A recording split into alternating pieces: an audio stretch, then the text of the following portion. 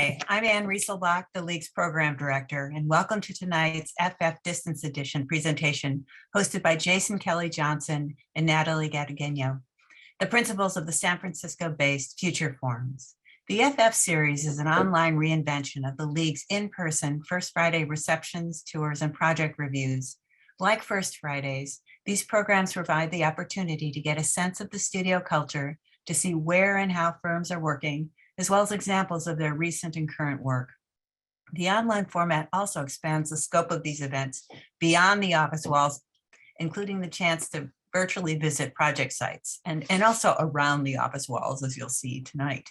This series focuses on design practices that are redefining the public landscape by responding to social and environmental concerns and exploring the intersections of architecture, ecology, and technology, each presentation with a different focus, as tonight's session in the studio and on site with Jason and Nataly evidences.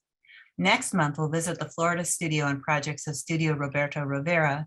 And please note the beginning in February and for all the subsequent winter spring programs, we've shifted the day of the week back to Fridays and the time to 12 noon Eastern. Tonight's program will be introduced and moderated by Jesse Reiser, a professor of architecture at Princeton University and a founding principal with Nanako Umamoto of Reiser and Umamoto RUR Architecture, a multidisciplinary design firm operating at a wide range of scales, from furniture and landscape design to towers and infrastructure. The firm's work has been recognized with awards, including the Chrysler Award for Excellence in Design, an Academy Award for the American Academy of Arts and Letters, a President's Citation, as well as the John Haydock Award from the Cooper Union, and a USA Booth Award from the United States Artists for Architecture and Design. Following the presentation and Jesse's conversation with Jason and Nataly, the discussion will be open to all attendees, at which point we'll hope you'll turn your cameras and microphones back on. They should be off during the presentation. You can pose your questions in the chat section, or if you feel comfortable doing so, we invite you to ask them in person. And as always, a huge thanks to the League sponsors. This program is supported in part by the New York State Council on the Arts with the support of the Office of the Governor and the New York State Legislature, the National Endowment for the Arts, as well as by the League's members, whose annual support makes all of our programs and events possible. Please visit archleague.org for further information about membership and the League's upcoming programs, as well as to dig into our extensive collection of videos, images, and texts documenting past programs. Mining this archive is a great way to spend a cold winter's day. Finally, towards the end of the program, information will be posted in the chat section for those seeking CEUs. Thank you very much.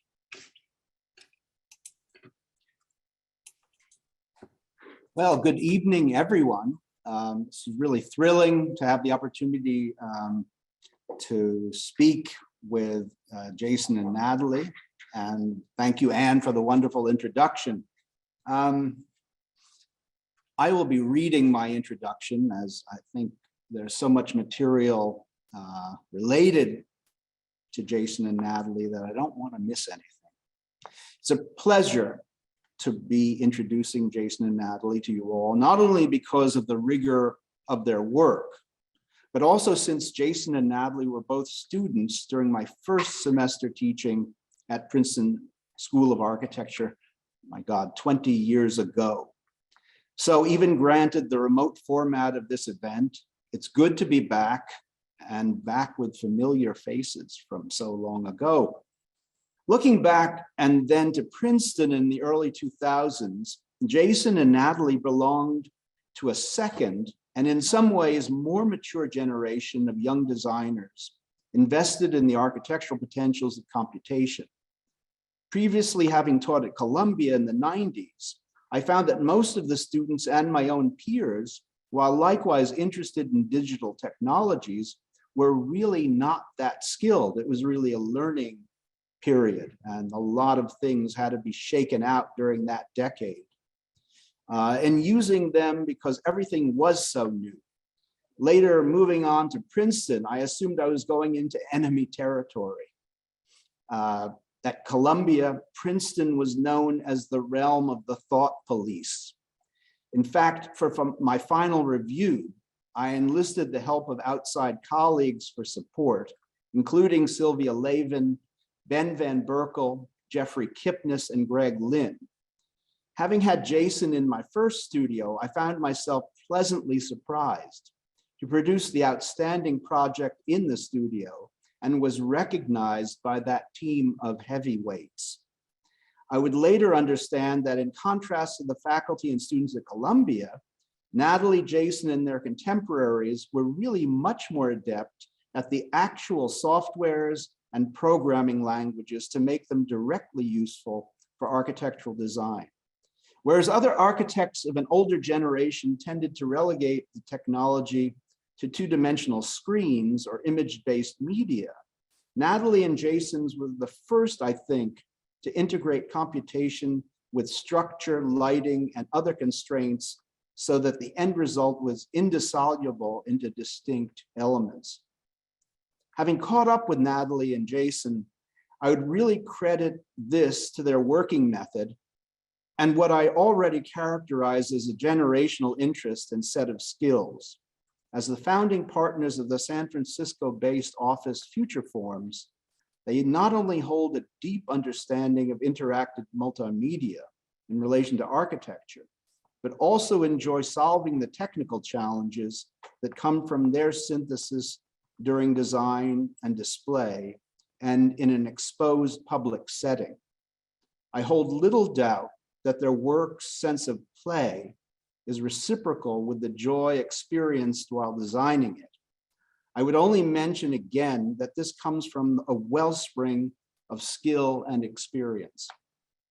Though perhaps characterizing themselves as artists working in the public domain, the architect in me sees their collective body of work as fully within the discipline of architecture. Having started out designing fence posts and later port terminals, I can attest to this. The teacher in me is likewise pleased to see that both of them are teaching at the CCA in San Francisco as associate professors. For all these reasons, I'm happy to now turn things over to Jason and Nataly and to see and hear what they've been up to.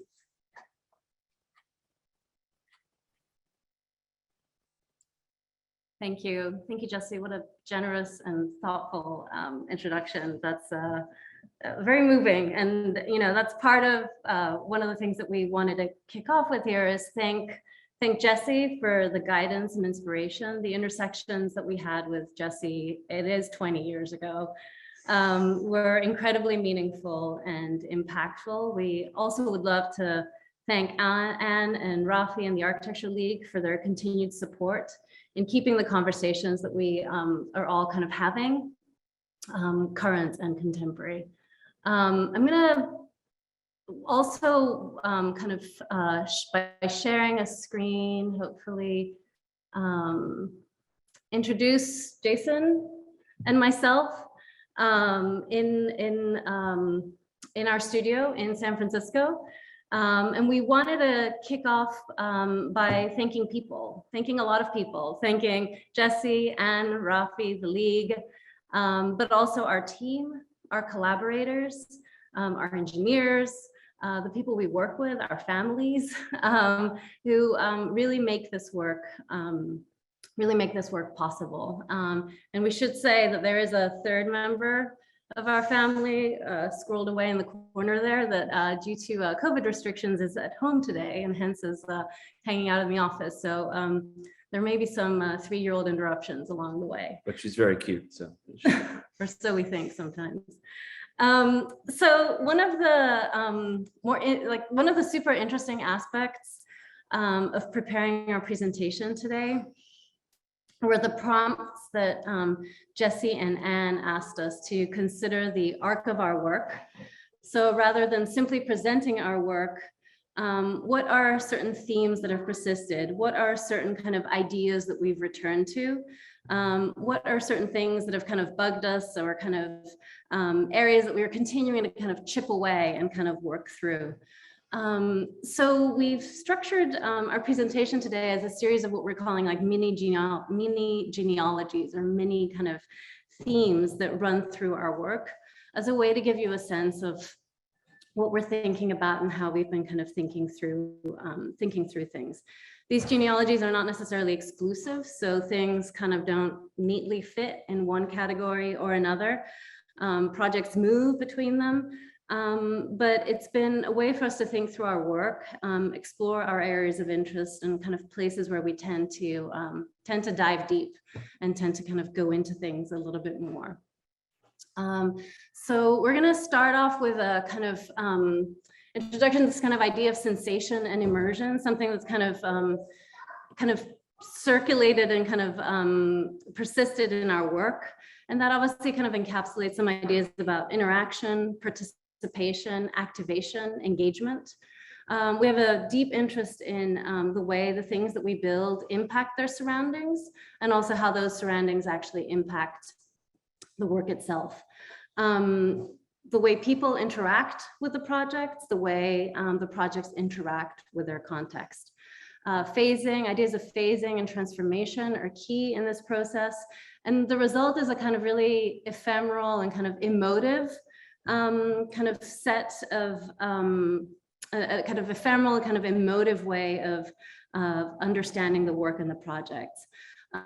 Sensation, immersiveness, being enveloped and kind of transported to another place are kind of ideas that we've really thought through. And they really started off early on when we first actually moved out to California, where we kind of explored these in kind of a series of installations, ephemeral installations that lasted for 3 months, but as far as we're concerned, they were forever. And in this case, Data Grove, which was a kind of smaller immersive installation that created a space for us to kind of see the kind of ephemeral data of the internet transmitted in these kind of glowing orbs as one would approach them. In a similar way, a couple of years ago, we wrapped up a project in Washington, DC called Lightweave that also kind of takes on some of those ideas, but at a much larger scale. So how could you actually make kind of immersive structures operate at the urban realm in a way that really transforms the kind of urban context? So a series of large lattices are located in an underpass, a really long and deep underpass. And the artwork in this case is lighting the underpass, but then also creating a kind of otherworldly experience as one moves through. Vibration sensors are integrated in this artwork up above. So as the trains kind of move through the tracks above, a kind of cadence of the city and infrastructure kind of moves through at the same time. Most recently, we finished this project in Pensacola, Florida, called Constellations, that really looks to creating a theater in the round, a space where you can actually really be immersed, right? So instead of kind of these something above, something halfway, how do you actually kind of create a full enclosure, a theater in the round for you to actually be able to see phenomena and see the way things are kind of patterns and kind of light formations are transmitted throughout. So here you're seeing this kind of elliptical tilted form that creates the space internally for people to kind of walk through, sit, or lie out and kind of look at these patterns of light that course through.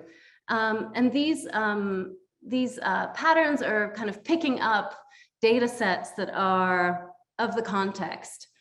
They're picking up water data, cloud information, patterns that are found in nature as a way to kind of explore the kind of immersive qualities of that space. And in certain ways, they both create a space for 1 or 2 people to kind of sit and contemplate and kind of look at the information, but then they also kind of create a space where maybe a class can meet or a group of people could kind of gather. The structure is a kind of stainless steel lattice structure similar to Lightweave and kind of harking back to Data Grove with a kind of similar kind of idea of a woven structure and skin system that explores kind of these ideas of immersion in our contexts. So the sort of the second theme that we wanted to explore today in our work is the theme of structure and skin. And pervasive to all of our projects is this exploration of the relationship between these two things. Are structure and skin separate? Did they connect? Could they be merged? Could they be the same thing? And then what tectonics describe their intersections? One of our earliest projects that I think fully explored this was the Aurora Project, which we produced as a part of the Van Allen New York Prize Fellowship.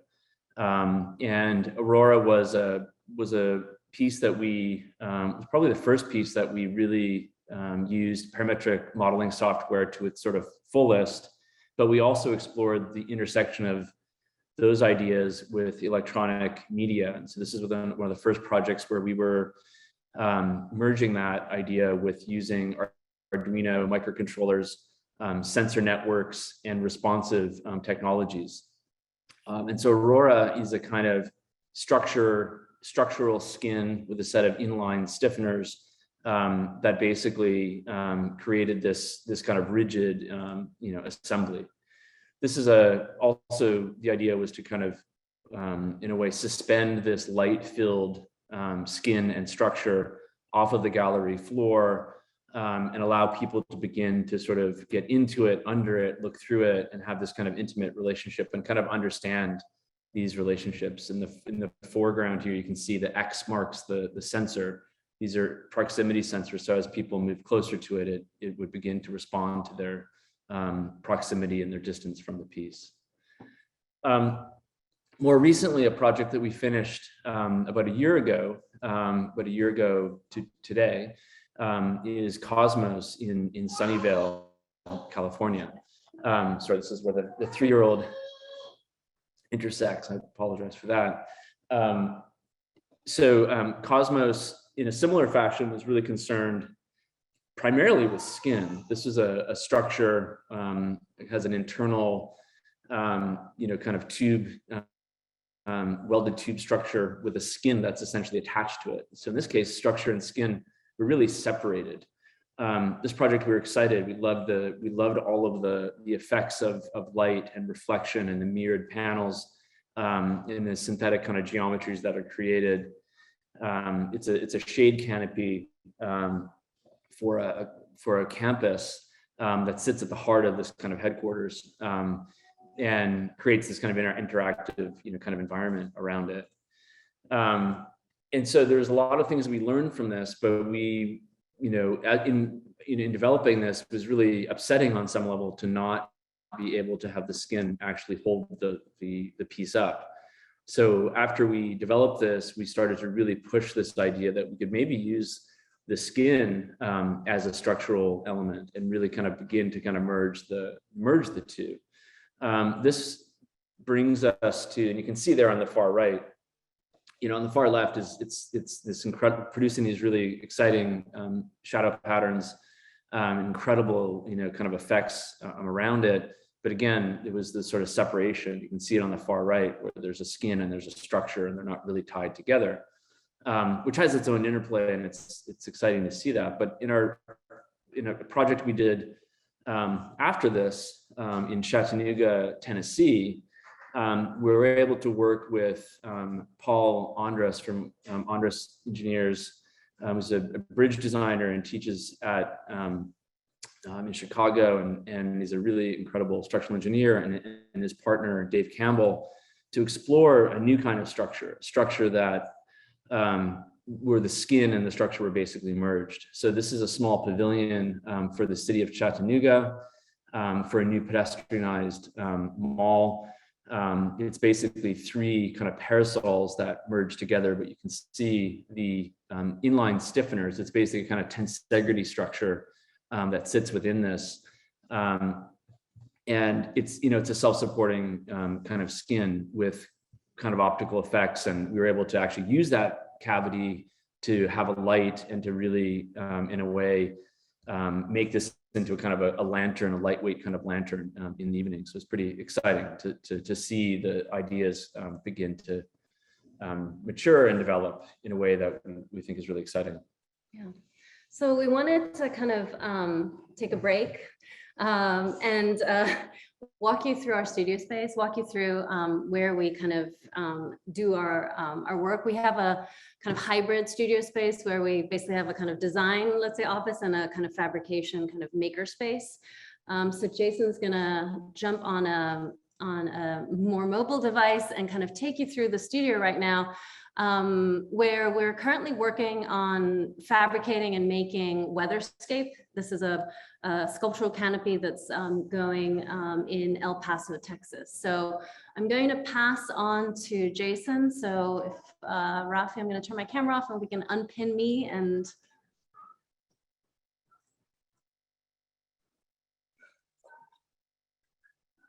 Okay, great.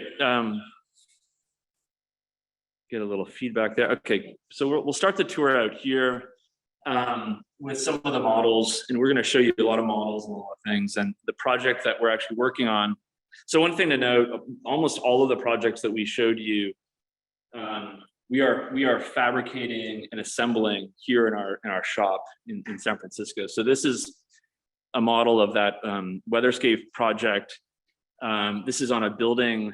Snowhetta designed this building in El Paso. It's a children's museum, and we are working on this shade canopy called Weatherscape. And the idea with this was to create these 5 distinct kind of microclimates sitting up above this sort of exterior sort of terrace piece here. So we've been exploring this idea in a number of projects. This is another one that we're doing in City Line, in Sunnyvale.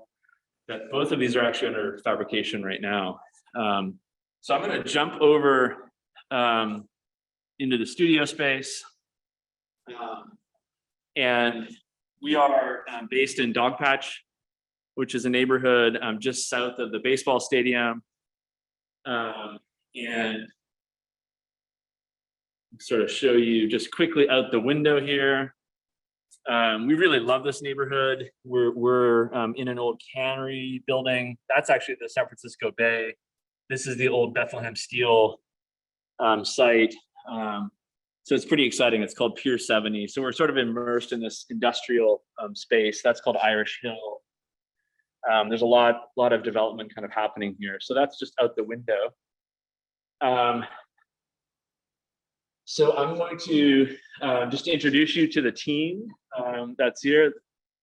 You want to go ahead and tell us who you are? Sure. Hey there, so I'm Clayton Williams. And Clayton is working on a project in Anaheim called Stretto, which I'll show you a model of, shortly. It's very awkward. Everyone's wearing masks, of course. And so they're all smiling, I'm sure. They're not, Chris Leo and Chris, you're working on, it looks like Weatherscape in El Paso. And Key Schmidt. And Key is also working on Weatherscape, and she'll jump over to the shop in a second and show us what she's making, which is on the screen here. Hi, I'm Sam Montegray. And Sam has been working on like a VR gallery for us.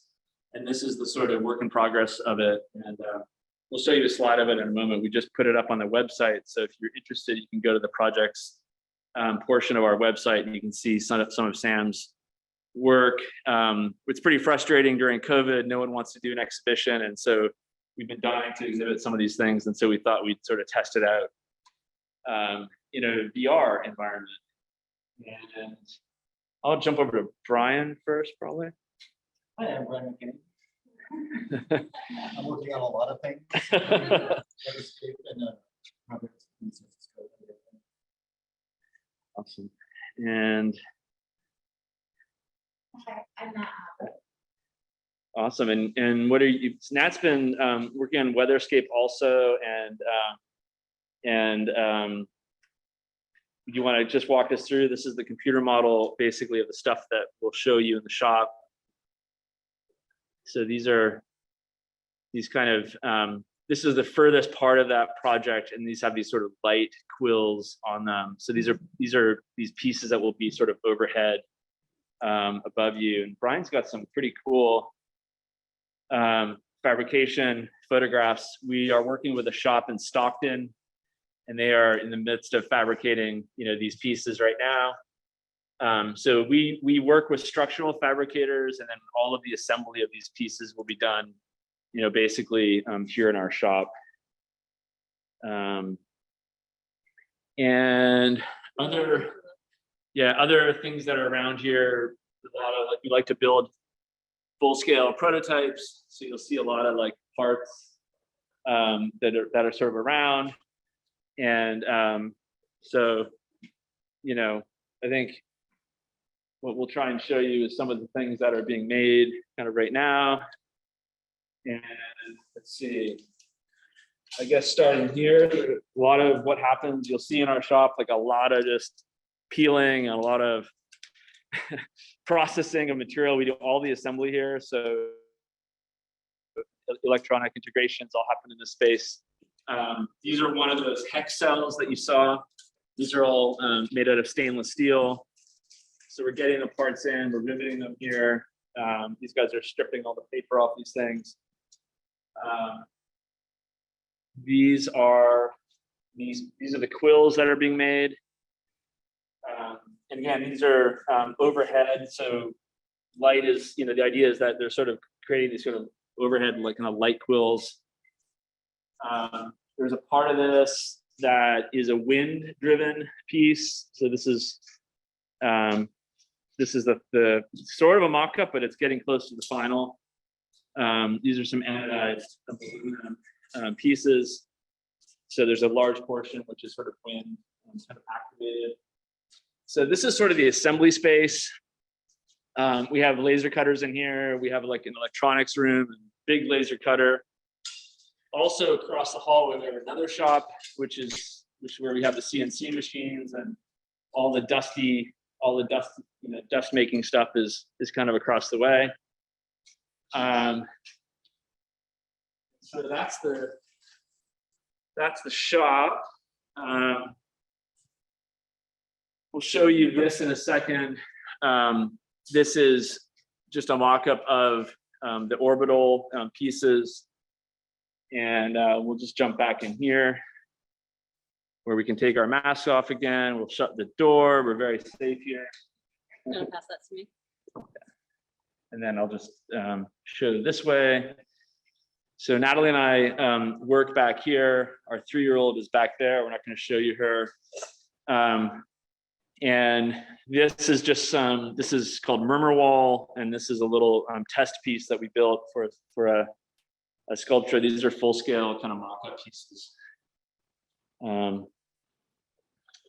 And we just kind of wanted to show you a little bit more about, let's say, our process before, obviously, all the fabrication, where we are pretty intent on making a lot of models, detail models, scaled models, as a way to kind of explore not only the scale of things or the form of things, but also the materiality and the tectonics. So up until last 2 years ago, we had about 4 different storage spaces and different places that we've been living, including New York City, filled with models, filled with prototypes. And so we've kind of picked some of that out and sort of showing it here. So you can see these racks filled with models, and these are more of the final models, let's say. Pretty typically, most of the projects that we have are being won either through competitions or through direct commissions. I think everything here is won through some kind of competition. So a model like this for Cosmos, which I showed you, we actually produced this model as a part of the competition, and we brought it to the client and produced it for that. But you can kind of see it's an experiment, and we didn't finally make it this way. But we really tried to experiment with all the different kind of skins. You can see from above, you can kind of see the different parts that we were exploring. It's really important for us, and maybe this is where Jesse, we're slightly old school. We really, I think one of the things that, having Jesse Reiser as your professor, Jesse's is, was some of the incredible model maker I've ever met. Some of the brass models and other things that he showed me really inspired us as students. And so I think from then, just really building models becomes really important. This is a project that we're just kicking off the 65% construction documents for.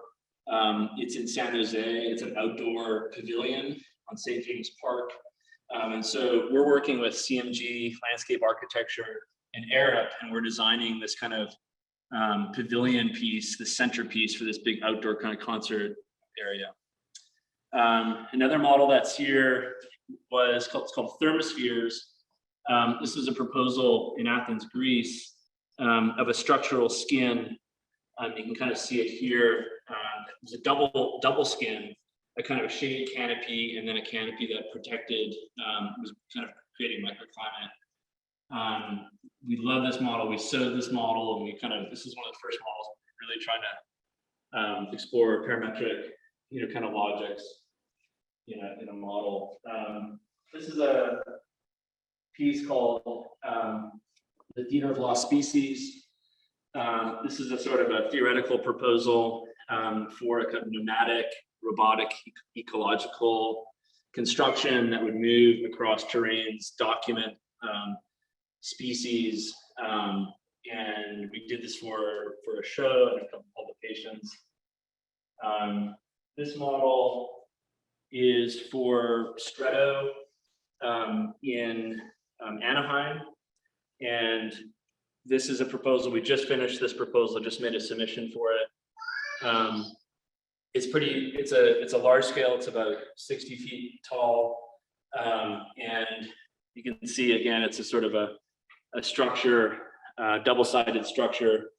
We're working with MKA engineers on that one, and it's in front of a populist design concert hall behind it. So we're creating this kind of outer kind of icon for the site in Anaheim, and then it creates this kind of inner environment within it. And then the last model that we'll show, I guess, is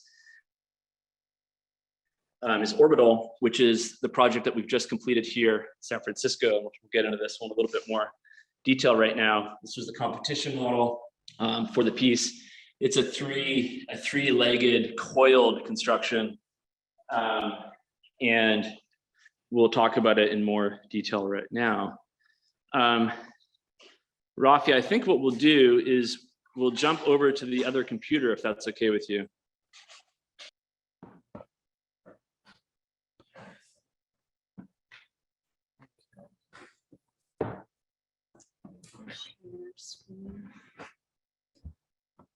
I hope that wasn't too nauseating. nauseating. Yeah, that was. Well, we'll see.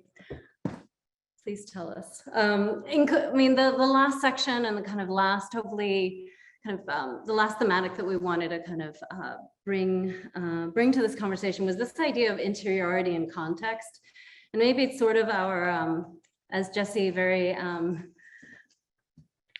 thoughtfully kind of noted, we use the foil of kind of art and public art as a way to test a lot of these things, but we're firmly kind of in the discipline of architecture, and in some ways this kind of exploration of kind of interiority and context, what's inside, what's outside, the ability for something to actually have a kind of clear formal interior, but then also something that is connected to its context, are incredibly important to us. So although our projects don't create, like, let's say, more typical interiors in a kind of more typical sense, they do create interior worlds that can be experienced in contrast to the urban surroundings, or maybe in reciprocity with them. So this interiority we find is inextricably linked to the context and its surroundings, and sometimes it's a really global context. This is probably one of the earliest projects that we did along with Aurora, that was really looking at the North Pole, the Arctic ice shelf, and the kind of degradation of the Arctic sea ice. And it was kind of creating this kind of interior world to essentially look in and look at ice melting. So to kind of connect something that's very distant and very remote to make it kind of really personal and kind of experiential. And hear it. In a kind of one-to-one space. So you'd hear water dripping continually in the gallery as this kind of sheet of ice, this kind of core of ice inside this viewing portal would kind of continually erode over time. So this kind of idea of creating kind of an interior that's connected to an exterior, that's triggered by an exterior system or an exterior element or influence, is one that's kind of coursed through our work. This is also a very early project of ours, where we were kind of looking at these kind of initial kind of proto sensor driven structures that would kind of respond to proximity. But also kind of creating an interior space, one that, you know, albeit in a kind of larger scale model environment, you could experience, you could potentially be in it. And for us, these were kind of initial experiments to really explore that relationship between an inside space or kind of experiential space that could be connected to a whole series of kind of other phenomena at a larger scale. Orbital is probably the latest piece that we've done, and again, our projects, in terms of interiority and context, we were very much interested in this idea of creating a kind of a room within a room in the city. We competed for this project 5 years ago. And developed it over time, and right at the beginning of COVID, started to fabricate it and basically install it. This is at the Uber headquarters, just beside the Chase Stadium here, kind of down the road in San Francisco. So they pedestrianized this passageway through, so it's actually a public space, and we created this geometric kind of assembly that we really liked the idea that people could begin to kind of flow through it, and it would create this kind of radically different, kind of new world within it. So the idea is that you're actually able to walk through it, around it, but actually look up through this piece and have these kind of three coils kind of surround you.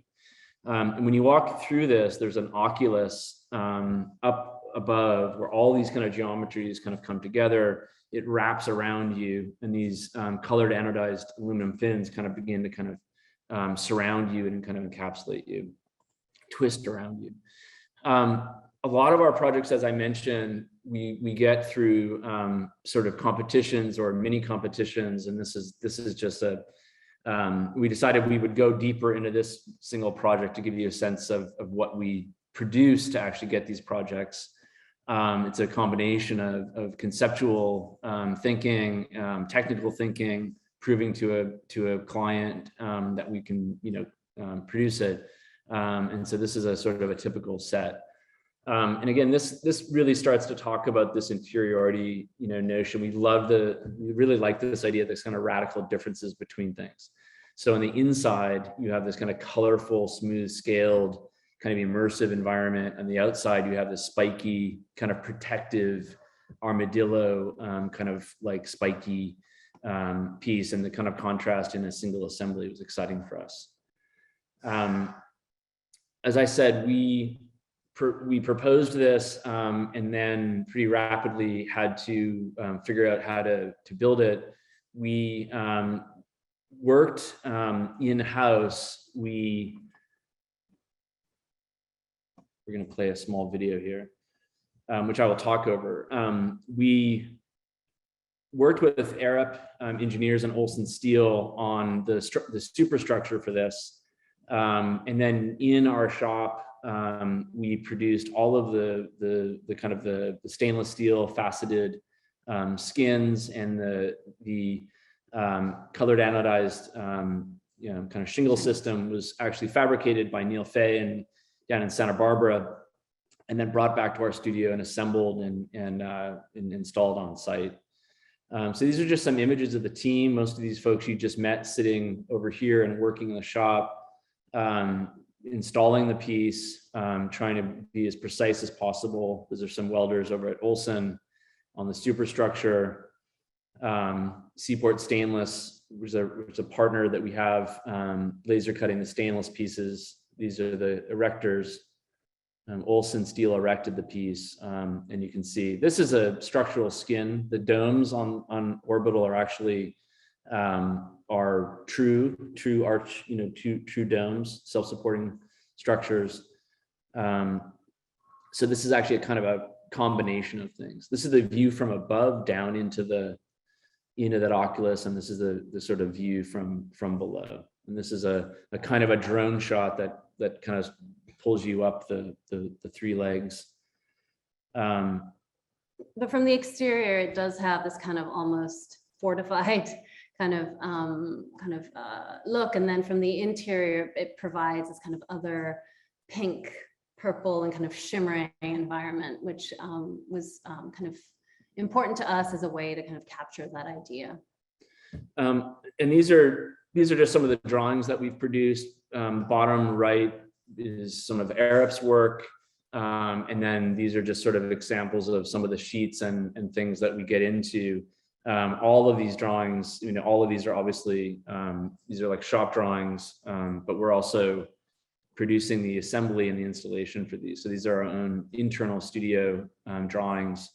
Obviously we're using a computer model to do this, but we still have a shop, and we know the value of being able to produce an instruction set, let's say, which is a kind of construction document, but also, a fabrication document. So all of these just sort of give you a sense of the complexity. We like to get into the nitty-gritty. We're literally on the site with these things, building them. This structure is very, very interesting. It's all stainless steel. So even on the far left, you're seeing the structural, it's all 304 stainless steel on the inside, and the skins are all 316 stainless steel because it's a marine environment. This is just one block from the And actually, we forgot to put that slide that shows the foundations for this structure. The foundations are 3 times as deep as the structure is tall. It's sitting on fill. So part of the kind of challenge for this project was to actually be able to kind of determine, how we would actually structure something this tall, and have to pour foundations, pile foundation, dry foundations, so deep. So there's 90-foot piles underneath these 3 legs. So three crazy piles to start the project. These are just some of the texture, some of the skins that try to bring together, kind of skin and structure and geometry and materiality. And that's the view sort of up, kind of through, no Photoshop. This is a really quick view to sort of close. We mentioned that Sam in our studio has been working on this kind of virtual environment. So if you go to our website, go to projects, you can actually experience these things. Oh, you want to go through? Okay, yeah, and I'll just quickly show this sort of environment that we've sort of put together. So if you're interested, you can kind of come through. I'm actually toggling through this as a way to sort of define it, and we're just having kind of fun with this. Is very much the work in progress, the very first kind of pass on this, and then just to give you a sense of things that we have, and we'll wrap up here. On the far left was Weatherscape. On the far right, upper right, is Stretto, which is in Anaheim. The bottom left is this concert pavilion in San Jose, California. And on the bottom right is a new project called Altos in the corner of Market Street and Van Ness in San Francisco. It's a large wind canopy project that should be built in 2 years in San Francisco.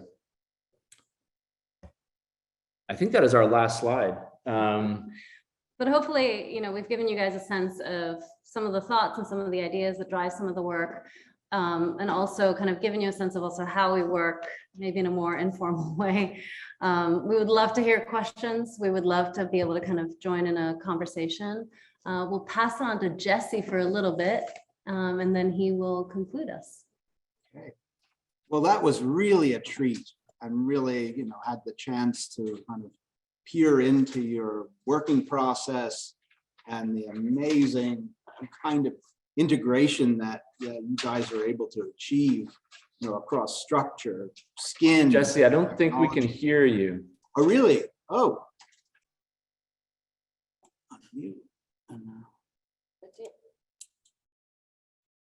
Yes, we can. How about now? I think they were able to hear you actually. Yes, we can hear you. You can hear me. Okay, well, I won't repeat my enthusiasm. It'll carry through the other conversations we'll have. I prepared some really quick slides that I'm going to put up just to roughly contextualize your work, you know, with what happened a generation before and then among your contemporaries. So I don't know if we can all see the screen. Yes? Yes. Oh, good. Okay, so yeah, I mean, this is really more or less a random sort of sampling of sort of things that characterize 90s work. And I guess the closest project I could imagine that just began, you know, to address the issues that you guys do so well would be the Knox Pavilion by Lars Spyborough, where it was constructed on the beach, I think in Holland. And it was to be a multimedia experience as well as an environmental one. But I think, you know, at the time, the technology was not as ripe. The functionality of that pavilion, you know, was sort of marginal, but it was sort of a first stab at, you know, some of the issues that you guys have engaged. The other side of that, and I guess one could call it radical, was the purely image-based work of people like Stephen Barella, which was more at the level of the manipulation of the image, a kind of phantasmagorical representation of digital space. Then the other tendency, which, you know, involved in a way a non-integration of media with architecture, was the kind of phenomena, still of course exists, of the media facade.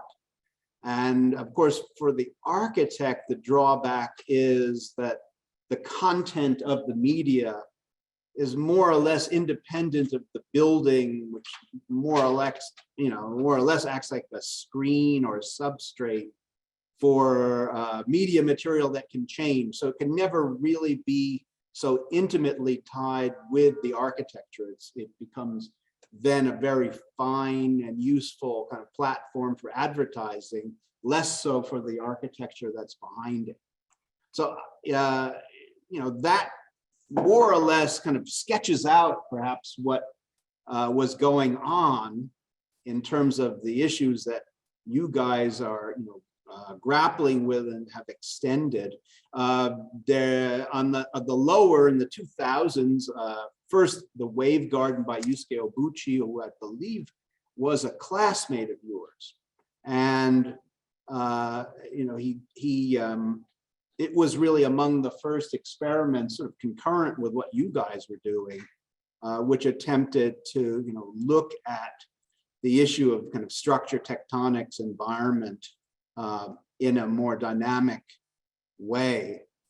And then, you know, parallel work, you know, especially in Europe, maybe less common here, like the work that was done, you know, at the university and still being done at the University of Stuttgart. So, you know, I think it's really interesting, you know, that kind of shift from 90s preoccupations and the level of the technology and the level of technique, and then what you guys are achieving in a really comprehensive and fully integrative way, you know, today.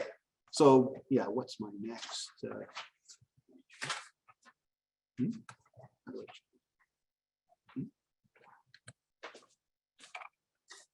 Okay, this is just a provocation.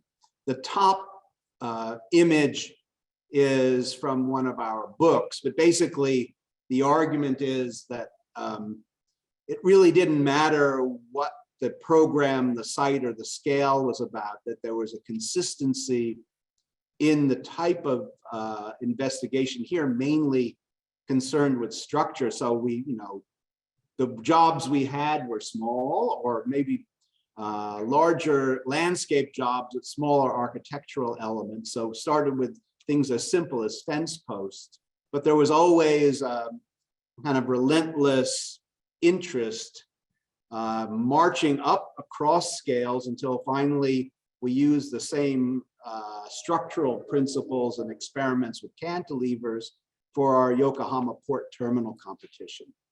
And so I could imagine, and if I had more time now, especially after seeing your work, that there would be a similar genealogy across your projects. I mean, you began, to outline your interests in structure and skin, immersive technologies, the relationship of all of those things. And so that really, in a way, leads me to a kind of comment about, I don't know, I guess, the choice that you guys made in terms of the kinds of jobs you would secure, that you call yourselves an art practice. And I guess in as much as architects are artists, I agree.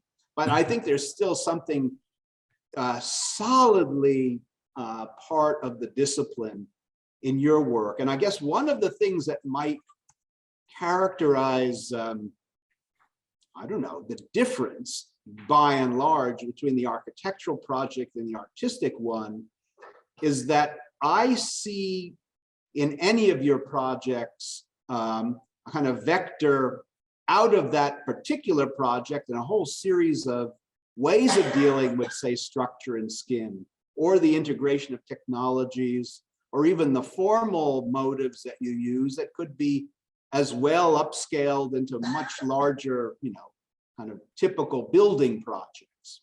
And I see that it's beginning to happen too. So I guess these aren't really questions, but they're more observations at first.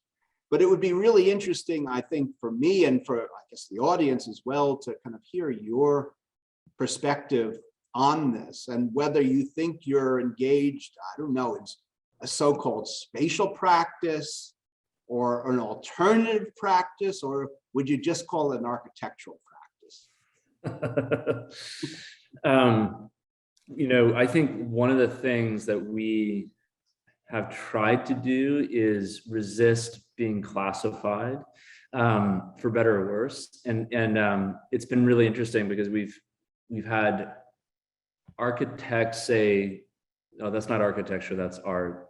And then we've had artists say, "Well, that's not really art, it's basically architecture." And so we get this kind of funny, and then of course in some of the interactive media pieces, people say, "Well, it's not pure, it's not this, it's not that, it's art or it's architecture." So we've definitely been playing and exploring and experimenting at the intersections of all those things, which is confused. It has been really was confusing for many years, but I think we just in the past several years embraced it and just said, like, this is just kind of where the interest lies. And I love your term of the kind of relentless pursuit, because we definitely have these tendencies somehow, predilections, obsessions, we just can't move past them, of these complex assemblies, complex systems,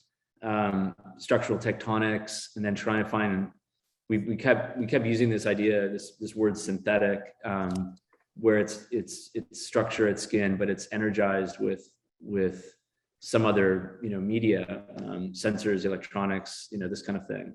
And so we've been kind of searching for ways to kind of pull these things together, really, since we graduated. We went to taught at UVA, and they were really open in those days to all of this stuff, and we had kind of a free reign in Virginia, and we just a lot of the ideas that I think you guys were talking about at Princeton, we took pretty seriously, maybe too seriously, I think. We started with you and people like Mark Wigley and other folks, Guy Nordenson, other folks that we just took really seriously. And the things that you guys were talking about were like, oh yeah, we can do that. That's not theory, actually. That's let's do it. It's kind of haunted us, but it's also been exciting to explore. We have so much work to do still. that probably doesn't answer your question, Jesse. But I think there's also kind of, I think one of the things that you're suggesting with your second slide is that there's also potentially kind of a way to, we've sort of resisted it, and I think now we're sort of embracing it, that lineage, you know, from the fence pole to the Yokohama, that is, you know, it's part of learning and getting to kind of figure something out in more depth and at multiple scales, rather than repeating something that you already know how to do. And I think that's one of the things that's kind of come up for us is like, no, we want every single thing to be different, but then now we're like, okay, now we actually want to do something a couple of times in a different scale so we can figure out what it's actually doing. Like a woven lattice, let's say, okay, well, how does that actually become structure? How does it become skin? How does it integrate technology in it? So it can carry more, not literally load, but more ideas in it as it changes in scale and changes in opportunity. So I think that's something that in the beginning, we wanted everything to be, you know, when we first started, every project had to be its own thing. And now we're actually realizing that we can actually build upon some of those knowledges as we kind of change in scale. So. Yeah, Do you I think it's really, find, go ahead. have there been situations, I mean, having done so much work and going into work in many ways more deeply than most architectural practices would? I mean, also, you know, including the fabrication, which, you know, is typically not part of what architects you know, generally do. Have you found that the project changes because of what it's telling you? In other words, does an accident or some kind of change in the work, change of tolerance, change of, I don't know, expression, does that feed back into what you do? It definitely does. And I think it does in different ways. Like sometimes it may be more practical or factual ways where we, you know, we make a, I don't know, we make a lot of these, right? So there's, you know, we try something out and we're like, okay, well, how exactly is this going to work? It's not really going to connect. The skin and the structure have to find a, for example, right? So then, you know, how do you actually, like that goes back and feeds back through the process, and it happens at this level, but it also happens at the, you know, the shop pictures that our fabricators are sending us with these giant steel rings. And we're like, okay, now we have to go back with our little brackets and figure out if they actually work. So there's, it happens at different scales, I think, and there is a feedback process in that. I think it's definitely taken a while. We have an awesome team. So, you know, we definitely, our 3-year-old is calling. We have an amazing team, and we have learned to trust them, and we've learned where to give them freedom also. So it's not like over the years, I think it really was Nataly and I like sitting in a little office together, and that's all we did. And we just did everything in an isolated way. And I think we've kind of opened our eyes to being open to what an engineer is suggesting, and collaborating and like opening conversations up, listening to models that were produced, you know, by an intern, and thinking, oh my God, you know, there's something really valuable there, and letting some of these mistakes, like not mistakes, but just things that are like glitchy or not meant to be, let them, you know, kind of enter into the process. And you know, some of the early work, and I would also say that, you know, computationally, that's true too. We have one of the hidden members of the team who's relocated to New Mexico, Carlos Savagel. He works for us from New Mexico, and does a lot of our computational experimentation, and actually just learning to like, you know, that's actually a messy process. I mean, in its best, it's not. Computation for us has never been about like efficiencies. It's always been about corruption or you know, kind of failure and pushing, you know, kind of ideas. So yeah, it's taken a while, but it's kind of messy, and it's never linear, put it that way. I mean, you know that. You know, I think one of the cool things, Jesse, I remember is you know, in your office in New York there, you had a lot of strange models that were confusing to me at the time, but a lot, kind of, you had a model in the back room was this kind of catenary, kind of Gaudi-esque thing. And I always really thought that was so cool that it was a model that was trying to open up possibilities, and it wasn't a description of an idea. It was actually truly a working model, let's say, like an active model. A live model is the term that Nataly and I have come up with for this. It's a sort of a live model. We probably didn't answer your question, but No, you did very well. I'm going to change course a little bit because your projects, deal with the world, with clients and very different kinds of clients. And so I was very curious about your experience, say, on the one hand, with the Uber headquarters, with, the Orbital project, and then the other, the Lightweave project in the overpass, which, really addresses an existing urban situation. I mean, I assume that overpass was probably dark and dangerous, that there were, immediate sort of functional demands different from, say, the Uber situation. Yeah. So I would be very curious, and I'm sure the audience would like to know as well, Oh, absolutely. what the difference is working in a corporate campus as opposed to, in a gritty, situation in the city. Yeah, the project in Washington, D.C., which is 2 blocks behind Union Station, it was a really interesting, complicated site with all sorts of layers and several years of community input. It was actually an international competition, 200 entries, and then they did a final. So we went through all of that, got the project, and then we realized that we weren't nearly done. Like, there was so much other work to do. So and also it was a federal fine arts commission. But in terms of the site and the community and the complexity of it, multiple federal agencies, multiple local government agencies, community groups, all invested in the site. And the site had been, obviously there was a neighborhood that at one point was cohesive, and then this was cut through the middle of the neighborhood. So that was a division. So all of those things came together. And of course, crime. And actually, when I was a student, I used to wait at the Greyhound bus station just behind it. So I know how dangerous the neighborhood used to be. And I knew the site for many years. And, definitely had and still to this day has a homeless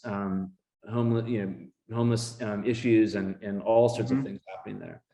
And one thing that, that happened at the beginning of COVID, so it opened, it's been successful for a year. It actually replaced the street lighting. During COVID, it became a massive homeless encampment, unfortunately. And there was a fire and an explosion and destroyed 1/6 of the artwork. There's photographs of fire coming up over the, Amtrak, just incredibly tragic. Luckily, no one was hurt. Luckily, the community is dedicated to rebuilding it. So we're actually working with them right now to restore, 1/6 of it. So if you want, you're totally right. Great question. It's such a complicated location. We fell in love with the neighborhood. We fell in love with some of the homeless that were living there. Really, all of them incredible. Uber also, it's also a complex place. But it's different. They have security watching over it. It's more of a curated environment, obviously. It is public, and it comes with a lot of the kind of overlapping, kind of issues. Both were kind of a pain in the butt. None of those, you'd think you're working for this, massively wealthy organization, et cetera. But, in the end, it's a project that had to be executed on time, on budget, had to work really well. And really, there's just a lot of practical concerns that went into that, and so, we kind of like both worlds in a way. We've realized that we have to, we do work for a lot of nonprofits to this day. We love it. We're doing a project in the Tenderloin right now. That's this kind of, art canopy piece here in San Francisco. and we have other projects that are working for, that have clients that are, more that can afford to kind of, do something, and pay us to do it. So fence posts to I don't know, port terminals, I suppose. But all of it is fascinating, all of it is fascinating. I think our team, like people that work with us, people that work here in the studio, they like the diversity of those projects. You find, maybe I'm just imagining the grass is always greener, but when you call it art, are you held to the same sort of constraints that architects face when they call it a building? So in other words, would you be allowed to do more and not have it questioned because you're calling it art? Or are you still bound, by the codes and all of that? Because the work is all the work that we do is in the public realm, all codes still apply. ADA, ADA, I mean, basically we need building permits essentially for all of these things. We work very closely with our structural engineers, and I noticed there's a question in the chat about it, and we don't have someone in-house, but we have a couple of engineers who we've worked really closely with, and they basically are kind of part of the team really early on. And that's kind of how, in some ways, we are able to kind of negotiate that. A number of the projects we work on also are part of larger developments, whether urban developments or private developments. So percent for art, a lot of yeah, those. they're percent for art. So that means there is an architect team and a landscape architect team that we are collaborating with. Right. So there is some of that, let's say, infrastructure to it, but we're essentially pulling permits for Orbital. Looks a little different. It's just, and the SF permit office just has to deal with it as a facade attachment, and that's how it kind of goes through. But yeah, there's fire review and all of the stuff that you'd have to go through. We spent some years thinking that we would be potentially more of a traditional practice designing houses. Before I went to Princeton, I worked for Polshek for 2 years on the Museum of Natural History, and got a good sense of what all that was. And I think Nataly and I kind of agreed that maybe that wasn't what we wanted. We weren't as obsessed with the floor plan, the enclosure, and the interior of a house, as an example. Both of us really were excited about the outer part, the part that was a part of the public realm. And so, yeah, we've had great experience with Arup. As an example, there's a question in the chat about Arup, which is obviously a much larger engineering firm, and we're working with them on the San Jose project. And so they have a whole team of folks that are dealing with MEP and lighting and these other elements, and we're really focused on the kind of sculptural part. And then we work with smaller engineers like Dave Campbell and Paul Andres, where they can be a little bit more nimble, and some of those projects are a little bit more experimental, and the budgets are usually leaner, so we're making them here, and we're making sure we're like controlling all of that. Well, I think maybe we should open up to the audience. Yeah. Okay. Or of course, I think you're able to go in live if you want to ask questions directly, but where should we go first? Yeah, folks could either turn their camera on and ask a question, I guess, or post it to the chat, and then we'll take the question. We see many old friends that are a part of today, and we'd love to invite you to turn your camera on and ask questions or ask them through chat. While we're waiting, because I'm sure people will chime in or we will nudge them. I had a question. As you know, this season has focused on landscape, and you've been talking a lot about construction and a little bit about programmatic issues, but can you talk about the relationship of site a little bit more? I mean, I'm thinking particularly of constellations, but any others, and how you work in tandem with a landscape firm when you're, Yeah. thinking about these projects. No, that's a really good question. I think it's we sometimes brought really early on, and we can collaborate and kind of come in, and have those kind of conversations with the larger design team to actually be able to kind of integrate and kind of connect the artwork with the larger like public experience. But I think, and I think that happens when we're kind of brought in earlier on, but sometimes we come in really late in the game, and we have to basically jump in and really kind of, move really fast in order to kind of have those conversations. I think all the relationships and kind of collaborations we've had with landscape architects and architects have been really kind of robust. I feel like we've really enjoyed that collaboration. It may just be that kind of interest in kind of flexing all those different kind of muscles and aspects of a design project that we've really kind of taken to.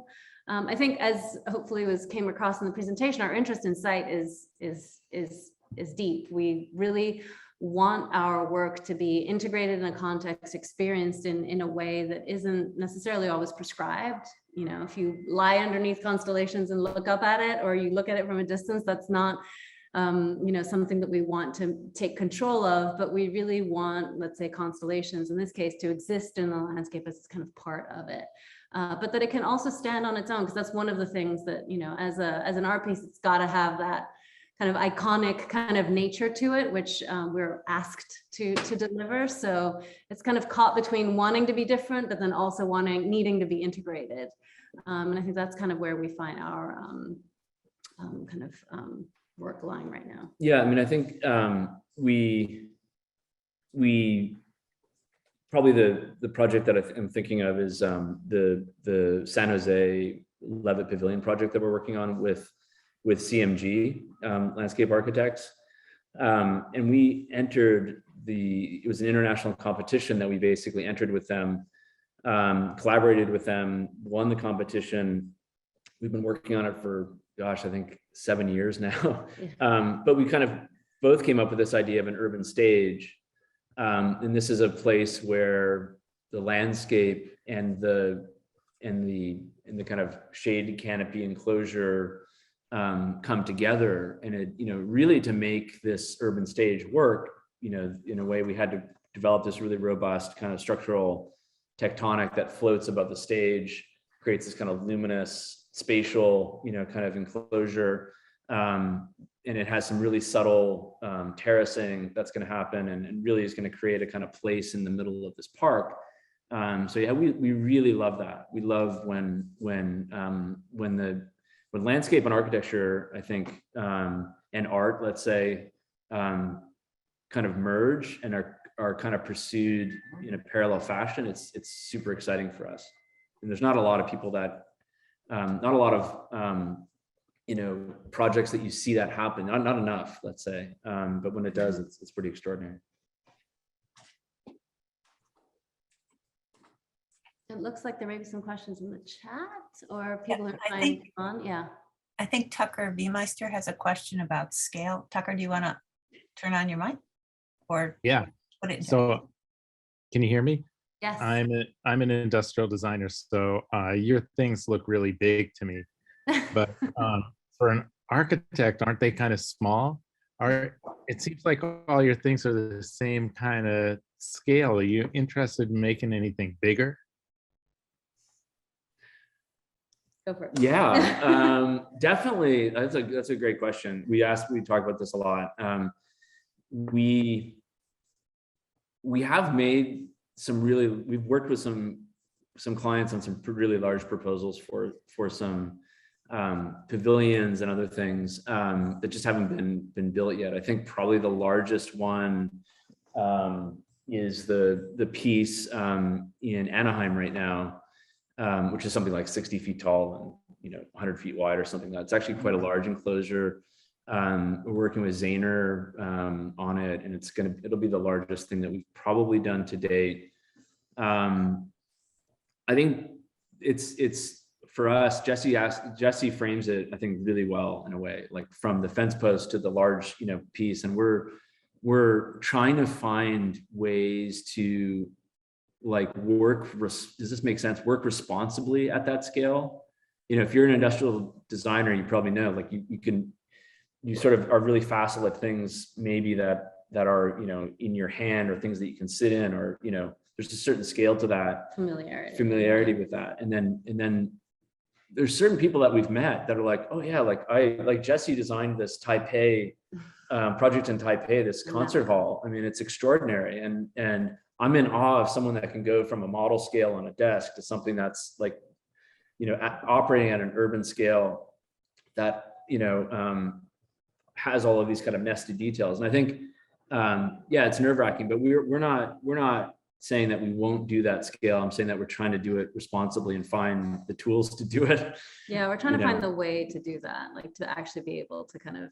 Like will the Anaheim project be fabricated in your shop, or is that going to? Well, that's the thing. That's part of that scalability, right? Back to Tucker's question. It's like, there's only certain things we can do here. So that's where now we've started branching out and have like larger scale fabricators who not only are willing to work with us, but trust that what we're telling them is actually doable. It's kind of, it goes both ways. It's like, so we're kind of building those relationships now, hoping that will actually lead to some of those.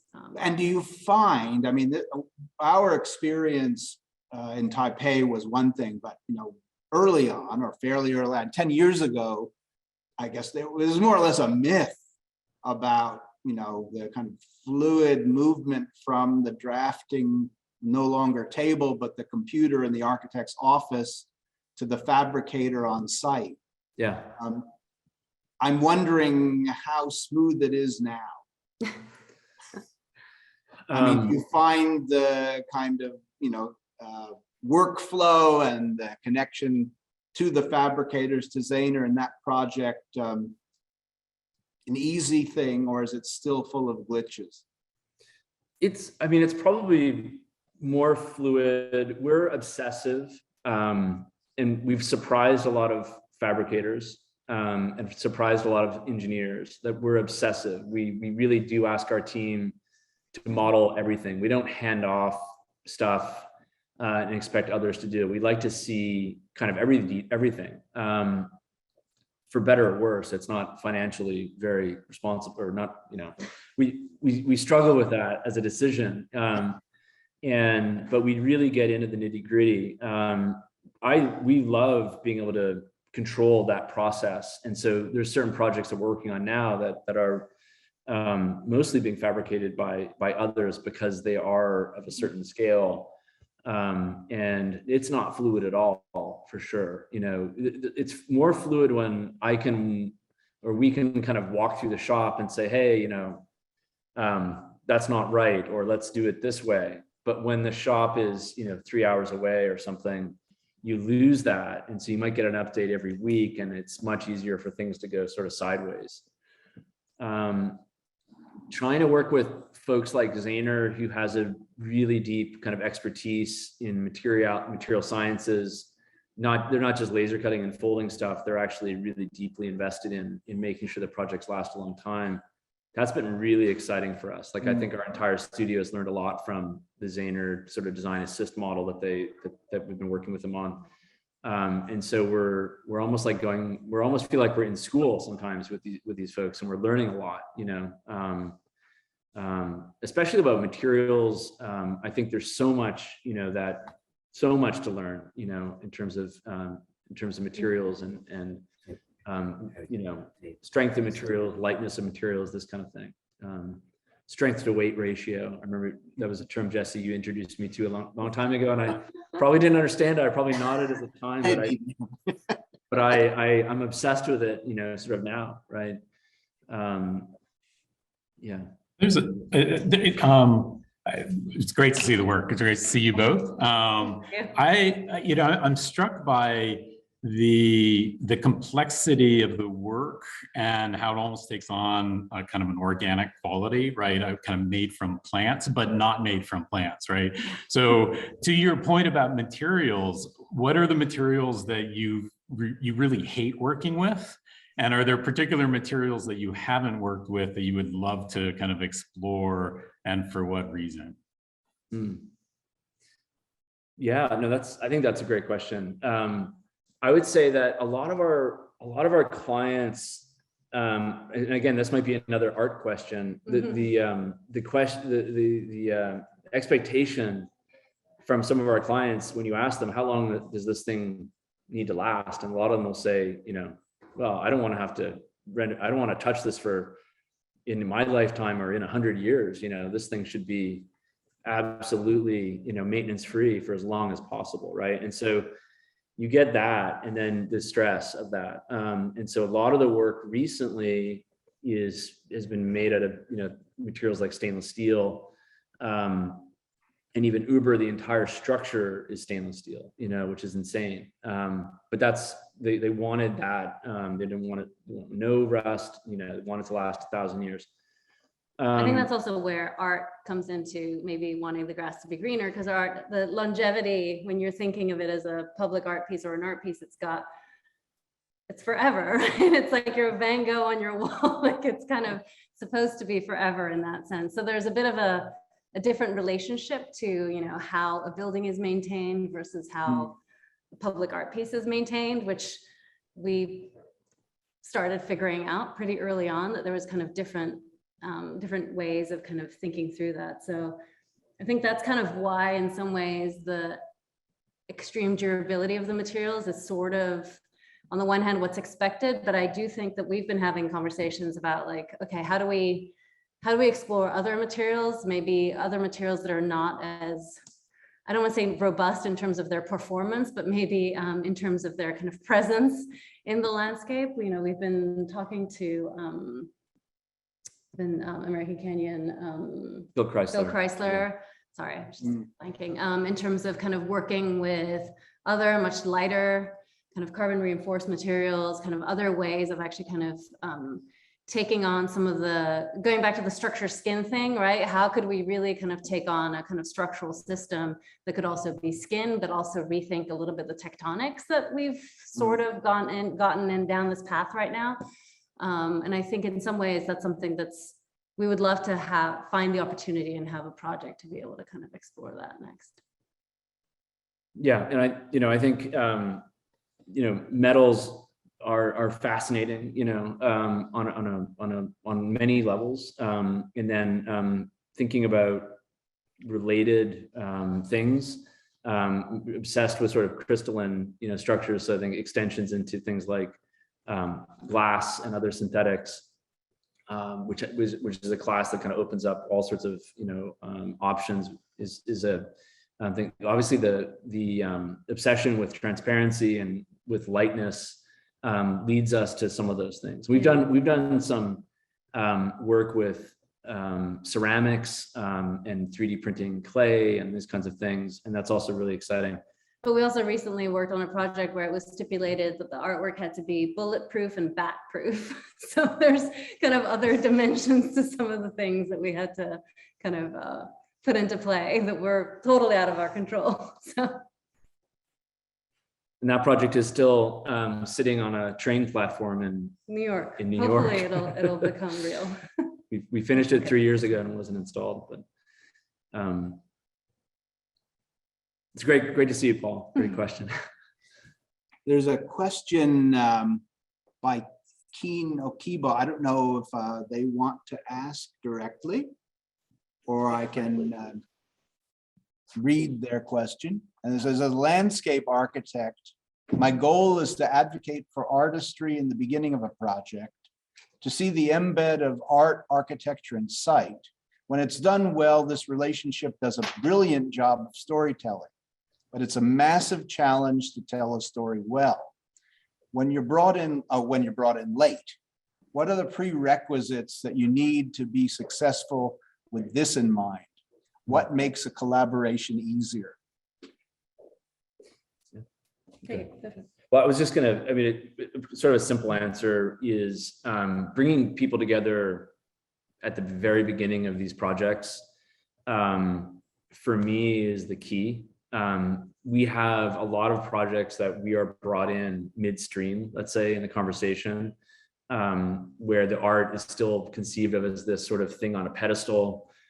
I don't want to mention any project names because I don't want to upset people, but we do have a few of those projects where it was unfortunate that we were brought in, at the end. I think the best projects, as an example of a really good project is a project that we're working on in Anaheim, where actually Nataly and I we did the master plan for all of the fine arts on the site. So we've been in the conversations in terms of site planning and art and landscape and architecture from the very beginning, the last 2 years. And now they're commissioning us to do an artwork piece, several pieces. But I think the team, all of the members of the team appreciate what each other is doing. And I think it is exciting to see.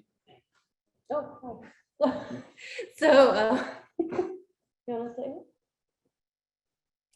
And that's probably, it's 7:30 and I think everyone's timer is running at this point.